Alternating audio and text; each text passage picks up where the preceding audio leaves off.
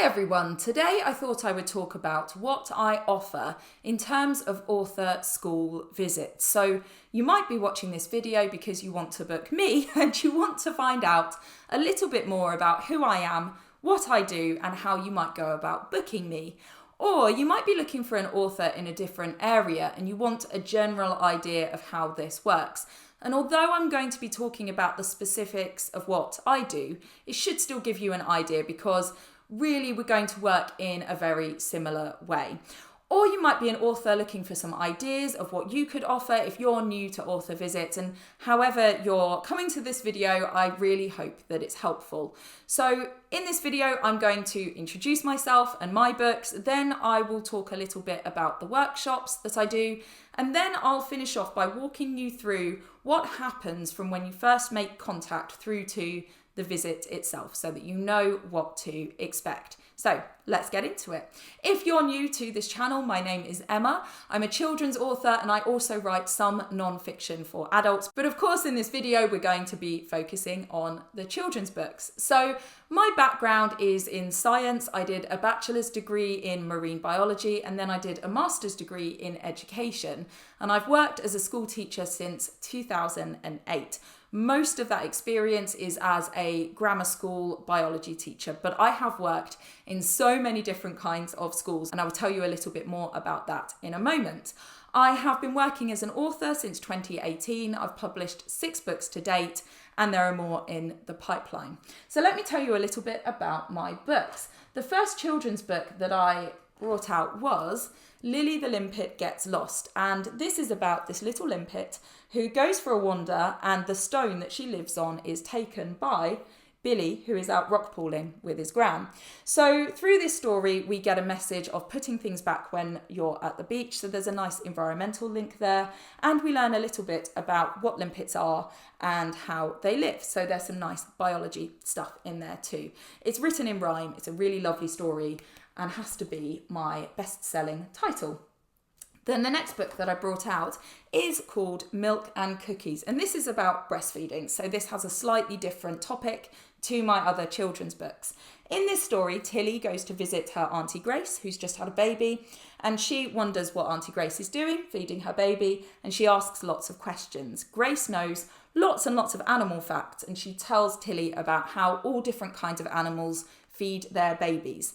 This ties in really nicely with mammals as a topic, or it ties in really well with anything about growing up or nutrition. So lots of curriculum links in there too. The next book that I brought out was Seagrass Meadows. This was sponsored by Natural England, and it talks about this really important habitat, a seagrass meadow. And it goes through what a seagrass meadow is, what creatures you find there, and why they are in trouble and how we can protect them. So again, there's an environmental link. Again, we're looking at habitats, so that's a really nice topic to look at. Just like Lily, this one is in rhyme. And then there's a second book in this series, it's ongoing, and that is Captivating Kelp Forest. So again, we're looking at a habitat, a kelp forest, and it follows a similar trajectory. That's better. So we look at what a kelp forest is, what lives there, the things that are putting them in a bit of danger and how we can protect them. It's very hopeful because there are lots of exciting projects that are protecting these habitats. So there are lots of opportunities for curriculum links, as well as having activities just based around reading and writing. So let me tell you a little bit about the activities that I offer. But before I do that, I'm just going to talk about the fact that because I have worked in education for a really long time, I'm very adaptable and I can create something tailor-made for your school or your setting. So of course I've written many lesson plans in my time, and so I'm quite comfortable coming up with something that's going to work for the learners, for their ability, for their interests, for their needs. But also because I've worked as a cover teacher, I'm really adaptable in the moment as well. I'm very used to walking into a classroom and being able to work with whatever is going on. So essentially, I'm going to be very comfortable with whatever you throw at me, and I can plan something that's going to work perfectly for what you're looking for. As I said, my experience is predominantly in secondary because that's where my training is. This is in terms of teaching. And so I've worked mostly in grammar schools, but also in non-grammar secondary. I've also worked in private schools. I've also worked in SEN schools, and that includes SEN primary. And then as an author, predominantly I go into primary schools because that's typically where the most demand is for author visits. I've also gone into SEN secondary and also other settings such as early years and groups, and essentially I can fit in with whatever it is that you're looking for. I can also change them depending on timings, because sometimes a school might want me to do short sessions with lots and lots of classes. Other schools might want me to do longer sessions with groups. So it depends what a school is looking for, and then I will give them a specific idea of how that particular workshop will work in that particular setting. So the first thing that I offer, and this is probably the thing that I do the most, is storytelling. And this is appropriate for any age group. If they're very little, then they love a story. If they're a bit older and these picture books aren't really aimed at their age group, then it's read in a different way. It's looking at what an author does and how a story is put together. But because there's lots of facts in there, these work at any age. And I make my storytelling super interactive. So we have props. I have lots of cuddly toys. I have lots of sea artifacts as I drop them on the floor. So mermaid purses, crab shells, cuttlefish. It's not been unknown for me to go and get pieces of seaweed that are quite fresh to show children, and they're absolutely welcome to touch these things. It's okay if they get broken because I can get more of them. I have quite a lot of them anyway. So those get passed out and they can actually touch them. And then things like bubbles, things like sensory scarves. I can do singing. There's lots of getting involved. So my storytelling will get across the facts from the book, but it's done in a way that's really choppy and multisensory and involves the kids. I can then go from a storytelling session just into a Q&A, or we can go into some sensory activities, or we can go into crafts, or we can go into writing. So depending on how long you would like me to do that for, I can add extra activities onto the end. The next thing that I offer is writing workshops. So typically in a writing workshop, I'll read one of my stories. And I will say schools are welcome to request which story they want me to focus a workshop or a storytelling session on. And of course, in storytelling, I can also tell more than one story, or I'll just pick one. So in a writing workshop, I will read a story to give them an idea of what I do and the kind of stories that I write. That could be quite interactive depending on time. And then I will give out some stimuli. So that might be things like the sea creature artifact, or it might be postcards with pictures of places on. And then we look at descriptive words and start to build up word banks in groups and think about how we might talk about those things that they've been given. So if it's a picture, it might be what's going on there, who lives there, what can you see?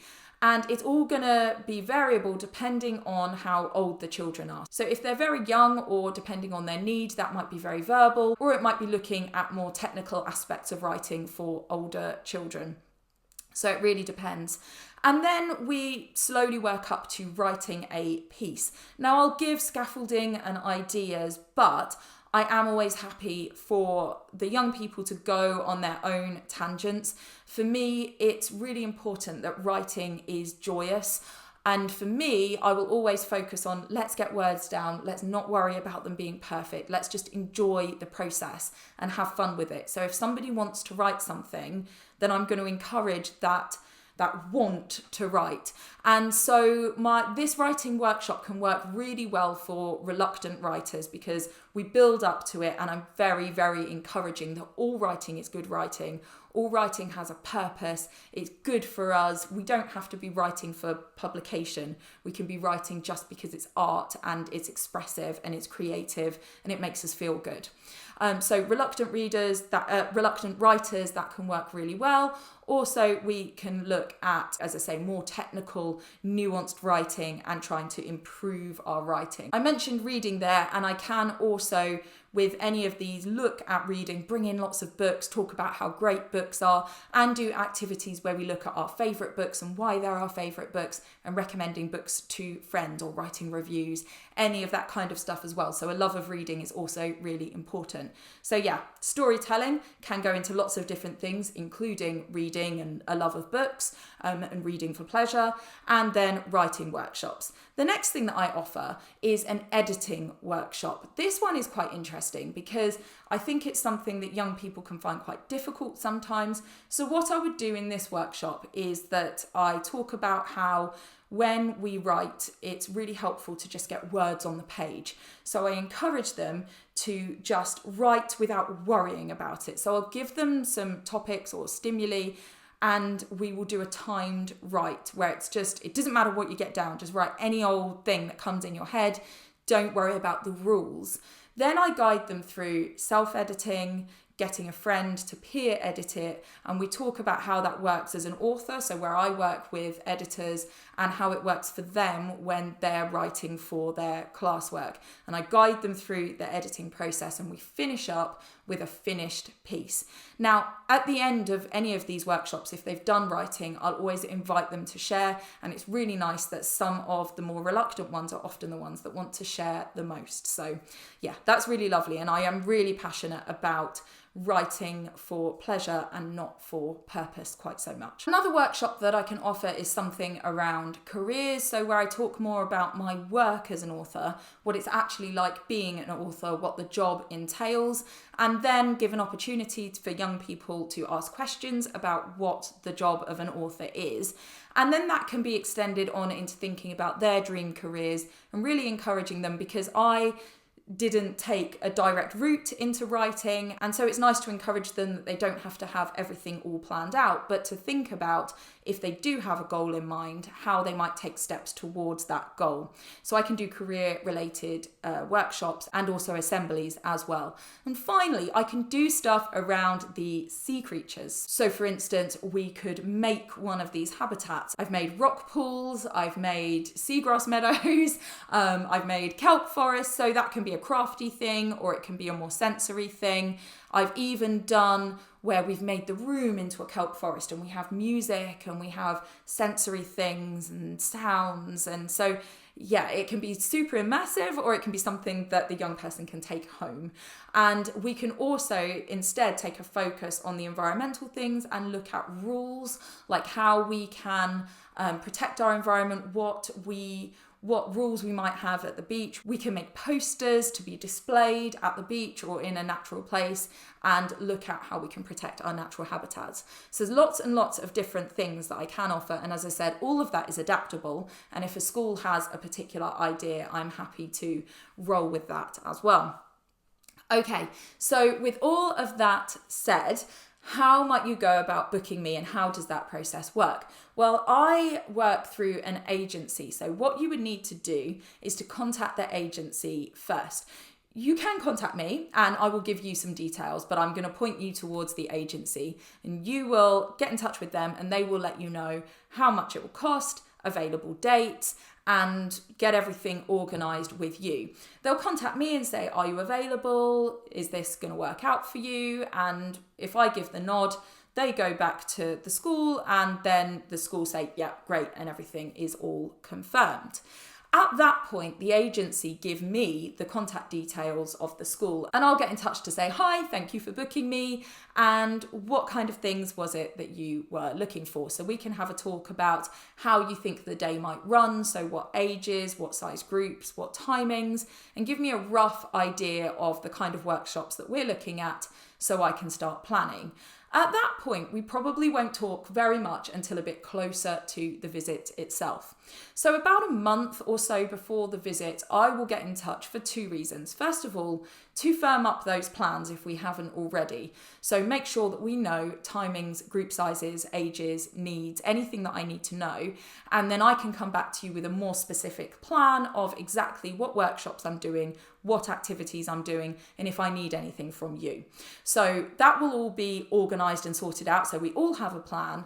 I will also send you a letter. It's editable so that you can change it up if you would prefer slightly different wording, but a letter that's letting letting parents know that I'm coming in and that my books are available for order if that's something that you would like me to do. It's not always going to be something a school want to offer. For example, if I'm working in a secondary school, that might work slightly differently. It might be a case of saying, she can bring in books if you would like to buy them for your younger children, for example. Sometimes they like me to have a stall set up and I sell books from a stall rather than taking pre-orders. So it really depends, and again, I'm fairly adaptable, but I can send a letter and a form so that parents can tick which ones that they want and put if they want any details to have the book personalised. Then those book sales, the payments are handled by the school, and then the school pass on the payment to me. I will bring the books in on the day, and I'll always bring some spare in. There's always a few who didn't get the letter in,